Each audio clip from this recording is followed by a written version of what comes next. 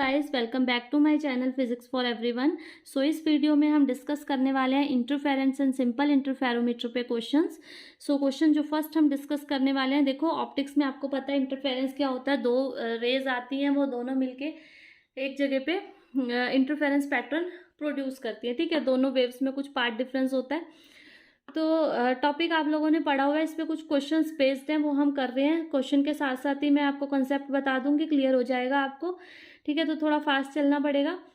तो देखो, इन अ Michelson interferometer की बात हो रही है। When the screw is moved D millimetre, Michelson interferometer में जब स्क्रू जो है वो डी मिलीमीटर मूव हुआ है, 180 circular fringes are observe for light of wavelength λ1 and λ2। तो रेशियो निकालनी है λ1 बाय λ2 की।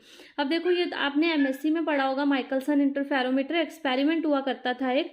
तो उसमें क्या होता था, जो लैम्डा होता है हमारे पास वो इन्वर्सली प्रोपोर्शनल टू एन होता है। तो यहाँ पे हमसे λ1 बाय λ2 की रेशियो पूछी है और उसने एन की वैल्यू दे दी है 180। ठीक है, 180 उसने एन की वैल्यू दे दी है। तो यहाँ से देखो क्या हो जाएगा, λ1 बाय λ2 क्या हो जाएगा, n2 बाय n1। सो n2 क्या हो जाएगा, यहाँ पे n2 क्या गिवन है हमें 80 क्वेश्चन में। ठीक है, n2 80 गिवन है, n1 100 गिवन है। तो n2 80 डिवाइड बाय n1 100, तो ये रेशियो क्या आएगी 0.8। तो A option will be the correct option. Next question देखो, consider light is incident normally on a thin film of air trapped between two parallel plates. Light is incident normally on a thin film of air trapped between two parallel plates. दो parallel plates हैं, उनमें air trap है। ठीक है, तो वहाँ पे light incident करवा रहे हैं। When seen in reflected light it appears black, और जब उसको हम रिफ्लेक्टेड लाइट में देख रहे हैं तो वो ब्लैक नजर आ रही है। और बी ऑप्शन, बी यहाँ पे दिया हुआ है, the ray reflected from the upper surface of the film suffers a phase change of pi. जो रे जो है, जैसे ये प्लेट है, तो जो रे है ये जो ऊपर वाले सरफेस से रिफ्लेक्ट होके जाती है, उस पर क्या होता है, फेस चेंज पाई का होता है। ठीक है, तो ये उसने दो स्टेटमेंट क्वेश्चन में दी हुई है। अब ऑप्शंस क्या दिए हुए हैं, फर्स्ट ऑप्शन है ए ट्रू है, बी फॉल्स है। बी ऑप्शन है ए फॉल्स है, बी ट्रू है। थर्ड है both are true but A can't explain on the basis of B. और डी है बोथ आर ट्रू पर A can be explain on the basis of B. पहले तो ये देखो, ये दोनों सही है या गलत है। तो देखो, दोनों बातें सही हैं। लाइट को इंसिडेंट नॉर्मली कराया हमने थिन फिल्म पे। ठीक है, तो रिफ्लेक्टेड लाइट जो होगी वो हमें ब्लैक अपीयर होगी। दूसरा जो है, अपर फेस से, जो अपर सरफेस है उससे फेस चेंज जो होता है, पाई का फेस चेंज होता है। ठीक है, क्यों होता है, बिकॉज एक प्लेन जो है, ठीक है, तो जैसे प्लेन चेंज होता है उससे ये डिफाइन नहीं होता कि जो कलर भी चेंज होगा। ठीक है, जो कलर है थिन फिल्म का, जो एयर ट्रैप हो रखी है उसमें जो थिन फिल्म बन रही है, उसका जो कलर है वो चेंज होगा। तो लाइट अगर इंसिडेंट कराएंगे normally on a thin film of air trap between two parallel plates, तो रिफ्लेक्टेड लाइट में देखेंगे तो वो ब्लैक दिखेगा और उसमें फेस चेंज पाई का होता है। तो इसका सी ऑप्शन हो जाएगा। दोनों सही हैं, लेकिन ए को एक्सप्लेन नहीं कर सकते हम on the basis of B. Next question, next देखो, the phenomena which produces colours in the soap bubble. जो सोप बबल में हमें कलर दिखता है वो किसकी वजह से होता है, इंटरफेरेंस की वजह से। So C option will be the correct option. Next देखो, two light sources are coherent when. दो लाइट सोर्सेस कोहेरेंट कब होती हैं, जब उनका एम्पलीट्यूड सेम होता है, जब उनकी फ्रिक्वेंसी सेम होती है। सी ऑप्शन है, उनकी वेवलेंथ सेम होती है। डी ऑप्शन है, their frequency are same and their phase difference is constant. तो उनकी फ्रिक्वेंसी सेम होती है, साथ ही उनका फेस डिफरेंस भी कांस्टेंट होता है, तब जो लाइट है वो कोहेरेंट होती है। तो D option will be the appropriate answer. तो डी ऑप्शन यहाँ पे करेक्ट ऑप्शन हो जाएगा। नेक्स्ट देखो, when the prongs of a tuning फॉक्स are made to strike the surface of a liquid. Tuning फॉक्स से जब हम लिक्विड पे के सरफेस पे स्ट्राइक करेंगे तो इंटरफेरेंस फ्रिंजेस जो फॉर्म होंगी वो किस टाइप की फॉर्म होंगी, ये हमसे पूछा। तो किस टाइप की फ्रिंजेस फॉर्म होंगी, हाइपरबॉलिक फ्रिंजेस उसमें फॉर्म होती हैं। ठीक है, तो ये याद रखना, हाइपरबॉलिक फ्रिंजेस उसमें फॉर्म होती है। नेक्स्ट है, the rings obtained by Michelson interferometer. Michelson interferometer में जो हमें रिंग्स ऑब्टेन्ड होती हैं वो इक्वल इंक्लिनेशन की हमें रिंग्स ऑब्टेंड होती है, ठीक है, इक्वल इंक्लिनेशन की रिंग्स हमें ऑब्टेंड होती है माइकलसन इंटरफेरोमीटर में। इंटरफेरेंस इज पॉसिबल, इंटरफेरेंस कैसे पॉसिबल है? इलेक्ट्रोमैग्नेटिक वेव से हो सकता है, लॉन्गिट्यूडनल वेव से, ट्रांसवर्स से, या बोथ लॉन्गिट्यूडनल है ट्रांसवर्स से, तो दोनों से हो सकता है। लॉन्गिट्यूडनल वेव से भी हो सकता है, ट्रांसवर्स वेव से भी हो सकता है, ठीक है, दोनों टाइप की वेवलेंथ से इंटरफेरेंस हो सकता है। वो पोलराइजेशन में होता है कि लॉन्गिट्यूडनल वेव से पोलराइजेशन नहीं होता, पर इंटरफेरेंस दोनों से पॉसिबल है। So D option will be the correct option. Next देखो, the ratio of intensity of two waves is 1:9। जो रेशियो है इंटेंसिटी की दो वेव्स की वो क्या है? 1:9 है, यानी कि I1/I2 1:9 है। तो अगर ये वेव इंटरफेयर करती है तो ratio of maximum and minimum intensity हमें निकालना है। तो मैक्सिमम इंटेंसिटी क्या होता है? देखो इसके लिए फॉर्मूला होता है √I1 + √I2 का होल स्क्वायर, और मिनिमम होता है √I1 - √I2 का होल स्क्वायर। तो आई मैक्सिमम क्या आ जाएगा? देखो I1 और I2 की रेशियो है, I1 अगर I है तो I2 क्या आएगा? 9I आएगा। तो I1 की जगह I और I2 की जगह 9I सब्स्टिट्यूट कर दिया, ठीक है। इसको सॉल्व करेंगे हम, I तो √I तो कैंसिल हो जाएगा ऊपर नीचे, ऊपर क्या आएगा? 1 + √9 यानी कि 3, नीचे आएगा 1 - 3, इसका स्क्वायर हो जाएगा, यानी कि 4 का स्क्वायर 16 और 2 का स्क्वायर 4। तो ये रेशियो जो आएगी इंटेंसिटी की क्या आ जाएगी? 4:1। इंपॉर्टेंट क्वेश्चन है, कई बार आ चुका है। नेक्स्ट क्वेश्चन देखो, Michelson interferometer. In Michelson interferometer experiment, when mirror is moved from 2.3410 centimeter to 2.303260 centimetre, ठीक है, हम मिरर को मूव कर रहे हैं, अगर मिरर को मूव कर रहे हैं तो 500 fringes crosses through the field of view. तो जो हमारा फील्ड ऑफ व्यू है, जहाँ हमें वो फ्रिंजेस दिखती हैं, वहाँ से 500 फ्रिंजेस जो है वो क्रॉस कर रही है। तो वेवलेंथ लाइट की क्या यूज़ होगी? तो माइकलसन इंटरफेरोमीटर में हम फॉर्मूला यूज़ करते हैं 2d cos theta = n lambda, ठीक है। 2d क्या है यहाँ पे कि कितनी सेंटीमीटर तक क्रॉस किया, तो वो हमें क्वेश्चन में दिया हुआ है, यहाँ से यहाँ तक गया वो, तो इसमें से इसको माइनस कर लेंगे तो ये आ जाएगा cos थीटा, ठीक है। तो cos थीटा यहाँ पे हमारे पास 1 होगा, थीटा 90 डिग्री होगा, = n क्या है, कितनी फ्रिंजेस क्रॉस हुई है? 500, तो n की वैल्यू 500 और लैम्डा, यहाँ से लैम्डा सॉल्व करके निकाल लेंगे, हमारे पास आ जाएगा 6000 एंगस्ट्रॉम। तो मेनली ये फॉर्मूला लर्न रखना है, 2d cos theta = n lambda किसके केस में होता है? माइकलसन इंटरफेरोमीटर के केस में। नेक्स्ट है, 2 कोहेरेंट मोनोक्रोमेटिक लाइट, दो कोहेरेंट मोनोक्रोमेटिक लाइट है। देखो इंटरफेरेंस के लिए ये भी बहुत इंपॉर्टेंट है कि जो लाइट है वो कोहेरेंट होनी चाहिए, ठीक है। अगर लाइट कोहेरेंट नहीं होगी उसको हम कोहेरेंट बनाते हैं, ठीक है, 2 स्लिट्स बहुत छोटी छोटी यूज़ करके उनको थोड़े स्मॉल डिस्टेंस पे रख के। अगर वो कोहेरेंट नहीं होगी तो इंटरफेरेंस फ्रिंजेस प्रोड्यूस नहीं होंगे। जैसे नॉर्मली हमारे घरों में जो लाइट आती है वो कोहेरेंट नहीं होती, ठीक है, तो वो जो लाइट होती है उससे इंटरफेरेंस पैटर्न प्रोड्यूस नहीं होता। इसलिए जो लैब में हम लाइट यूज़ करते हैं वो कौन सी यूज़ करते हैं? शिवी स्टॉप। सो देखो 2 कोहेरेंट मोनोक्रोमेटिक लाइट है, earn of intensity I and 4I और सुपर इम्पोज, उनको सुपर इम्पोज कराया, एक की इंटेंसिटी I है एंड सेकेंड की 4I है। तो ratio of maximum and minimum possible intensity है, मैंने अभी आपको फॉर्मूला लिखवा दिया है, तो इस पे बेस्ड आप कर सकते हो इसको। नेक्स्ट क्वेश्चन देखो,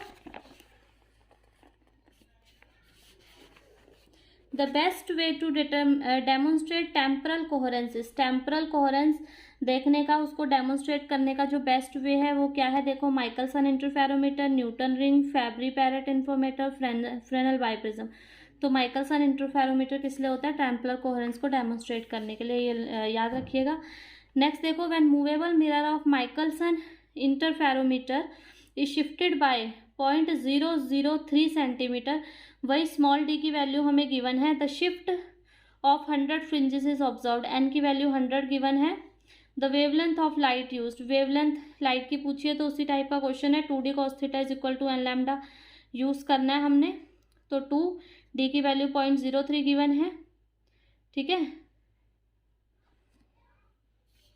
0.03 सेंटीमीटर है, इसको मीटर में कर लिया 10⁻⁻2 से मल्टीप्लाई करके is equal to N lambda, N 100 है और लैम्डा की वैल्यू हमें कैलकुलेट करनी है। थीटा 0 लिया तो कॉस 0 क्या आ जाएगा, 1 आ जाएगा। ठीक है, तो यहाँ पे लैम्डा की वैल्यू निकल के आ जाएगी हमारे पास 6000 एंगस्ट्रॉम।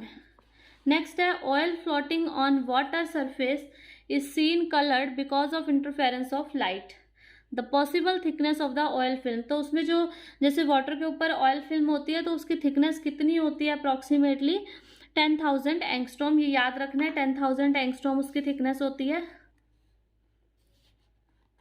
नेक्स्ट है the intensity ratio of two interfering beam of light is alpha. जो इंटेंसिटी रेशियो I1/I2 हम लेते हैं वो क्या है, अल्फा है। I maximum minus I minimum, I maximum plus I minimum की हमें वैल्यू कैलकुलेट करनी है। तो देखो जो इंटेंसिटी रेशियो है I1/I2 ये अल्फा/1 गिवन है। I maximum by I minimum का फॉर्मूला मैंने आपको लिखवाया था √I1 प्लस √I2 का whole square divide by √I1 minus √I2 का होल स्क्वायर। ऊपर दोनों को प्लस करेंगे, या इसको ऐसे भी लिख सकते हैं, इंटेंसिटी क्या होता है, एम्पलीट्यूड का स्क्वायर। ठीक है, तो स्क्वायर से स्क्वायर कैंसिल हो जाएगा, amplitude A1 plus A2 divide by A1 minus A2 का होल स्क्वायर, अगर एम्पलीट्यूड की फॉर्म में हमें गिवन है। तो यहाँ इंटेंसिटी की फॉर्म में गिवन है। अब देखो कॉम्पिटेंडो एंड डिविडेंडो अप्लाई करके आई maximum minus I minimum divide में प्लस आई मिनिमम, ऐसे ही इधर की साइड भी करेंगे हम। ऊपर वाला एज इट इज माइनस नीचे वाला पूरा फैक्टर, फिर ऊपर वाला एज इट इज उसमें एक बार यही फैक्टर प्लस कर देंगे। तो इसको हम सॉल्व करेंगे तो हमारे पास क्या आएगा, a प्लस बी का square minus a minus B का स्क्वायर क्या होता है, 4ab होता है। ठीक है, और यहाँ पे इसको देखो हम सॉल्व करेंगे 4ab, तो ये यहाँ माइनस साइन नहीं आएगा हमारे पास आएगा 4√I1 √I2, ये साइन भी नहीं आएगा स्क्वायर का भी। ठीक है, a माइनस बी का a प्लस बी का square minus a minus B का स्क्वायर होता है 4ab, तो 4ab यहाँ से ऐसे आ जाएगा। और नीचे वालों में क्या है, इनको प्लस करेंगे, तो प्लस करेंगे तो हमारे पास क्या आएगा यहाँ पे, √I1 का स्क्वायर प्लस √I2 का स्क्वायर प्लस 2√I1I2 आएगा। ठीक है, 2√I1I2 और यहाँ से क्या आएगा, √I1 का स्क्वायर प्लस √I2 का स्क्वायर माइनस 2√I1। तो 2√I1I2 एक बार प्लस में आएगा, एक बार माइनस में आएगा, कैंसिल हो जाएगा। और 2I1 √I1 का स्क्वायर क्या होगा, I1 √I2 का स्क्वायर क्या होगा, I2। तो 2I1 प्लस 2I2 यहाँ पे नीचे हमारे पास आएगा। ठीक है, तो ये इस टाइप से आएगा, देखो 2I1 प्लस 2I2।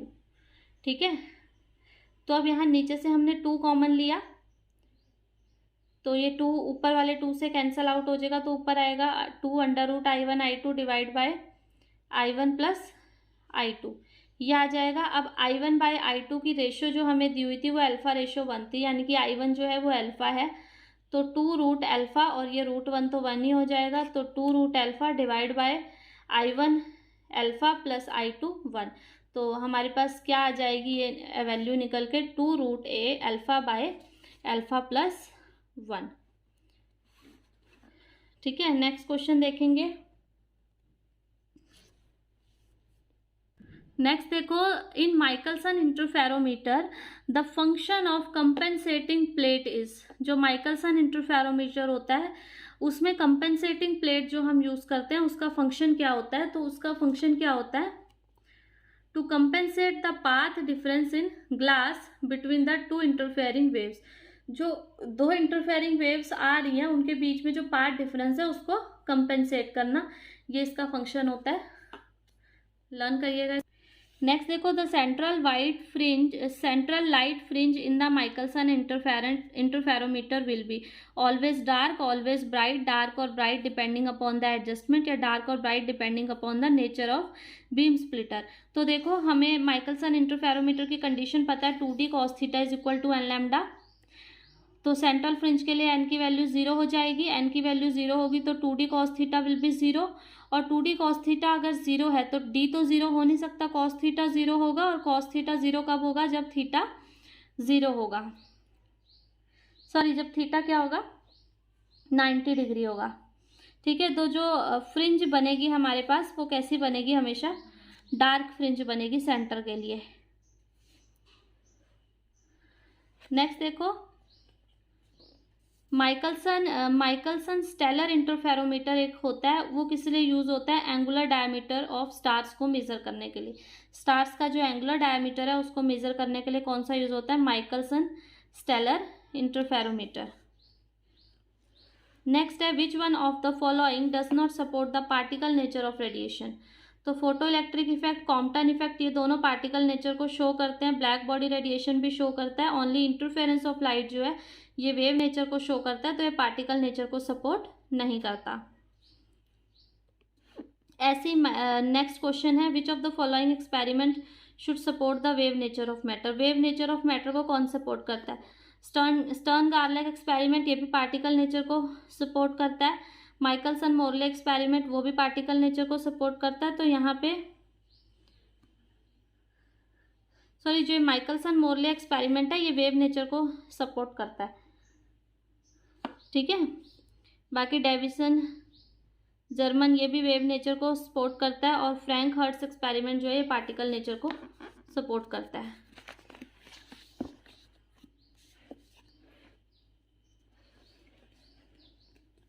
नेक्स्ट देखो, बाइप्रिज्म एक्सपेरिमेंट में when a glass plate of thickness T and refractive index mu is placed in the path of one of the interfering ray, the entire fringe system shift through a distance given by. कितने distance से fringe system जो है वो shift होता है, तो capital D by 2d mu -1 T, ठीक है। ये इसका फॉर्मूला होता है, capital D by 2d mu -1 T.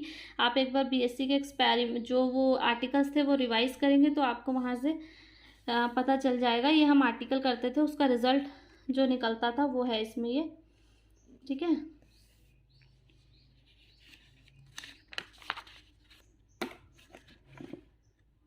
Next देखो, the interference may be seen using 2 independent sodium lamp, fluorescent tube, lasers या मरकरी वेपर लैम्प। तो लेजर क्योंकि मोनोक्रोमेटिक बीम प्रोड्यूस करती है इसलिए, ठीक है। तो वो लाइट कोहेरेंट हो जाएगी, इसलिए हम ये यूज़ करते हैं। नेक्स्ट है, the Michelson Morley experiment was perform. क्यों परफॉर्म हुआ था Michelson Morley experiment, relativity theory में ये टॉपिक था बीएससी में। To investigate the possible existence of ether, ether की एग्जिस्टेंस को इन्वेस्टिगेट करने के लिए एक्सपेरिमेंट किया गया था। तो आज की वीडियो में हम इतना ही करेंगे, मिलते हैं नेक्स्ट वीडियो में, तब तक के लिए थैंक यू।